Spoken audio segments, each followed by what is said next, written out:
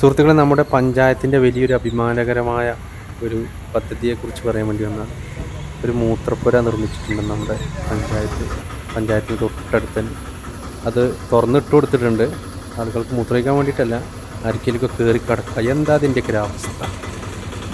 ആർക്കെങ്കിലും അറിയെങ്കിൽ ഒന്ന് പറയാം. എന്താണിത് ഇങ്ങനെ ഇട്ടാലൊരു കാരണം നമുക്ക് അറിയണില്ല. അപ്പോൾ അതിനെ പറ്റിയിട്ട് നിങ്ങൾക്ക് എന്തെങ്കിലും ഒരു വിവരം ഉണ്ടെങ്കിൽ കമൻറ്റ് ചെയ്യുക, അല്ലെങ്കിൽ അറിയിക്കുക, അല്ലെങ്കിൽ അർഹതപ്പെട്ടവർക്ക് ഇത് ഷെയർ ചെയ്ത് കൊടുക്കുക. ഇതിൽ രാഷ്ട്രീയമൊന്നുമില്ലല്ലേ?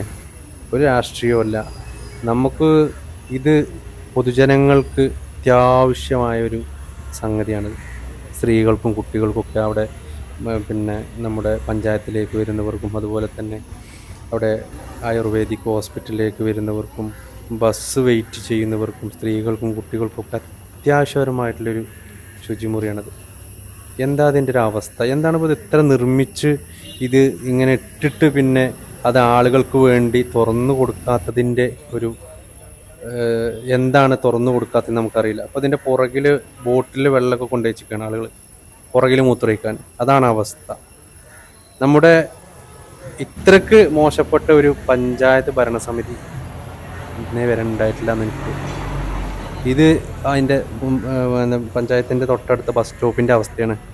മുകളിൽ പുല്ലും പിന്നെ അതുപോലെ തന്നെ ചെടികളൊന്നും വളർത്തിയാൽ കേട്ടോ ഉണ്ടായത്. അതിനൊക്കെ ലക്ഷങ്ങളാകാരം ഇപ്പോൾ ടെൻഡർ വിളിച്ച് അതിന് പിന്നെ ഫണ്ട് പാസ്സായിട്ടുണ്ടാവുക. എത്രയാണെന്ന് നമുക്ക് വിവരാവകാശം തേടിയാൽ അറിയാം എത്ര ഫണ്ടായിരിക്കും അതിനൊക്കെ അനുവദിച്ചിട്ടുണ്ടാകുക.